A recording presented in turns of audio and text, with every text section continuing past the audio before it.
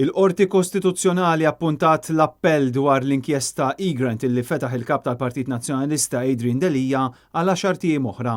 Il-Qorti presiduta mill-Prim Imħallef Joseph Azzopardi u l-imħalfin Giannino Caruana De Maio u Noel Kuxkiri appuntat dan l-appell għall-24 ta' Ġunju li ġej, fejn Adrian Delija għadu qed jinsisti li kollu kopja sħiħa tal-inkjesta Egrant.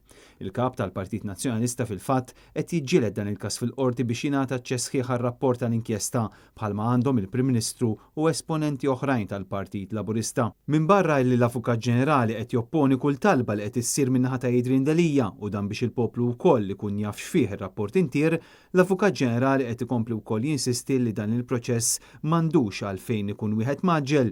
Interessanti l-fatt li fil-jiem li għaddew kompla jirriżulta li aktar esponenti tal-Gvernu tal-Partit Laburista għandhom kopja jew aċċess għall-inkjesta Egrant.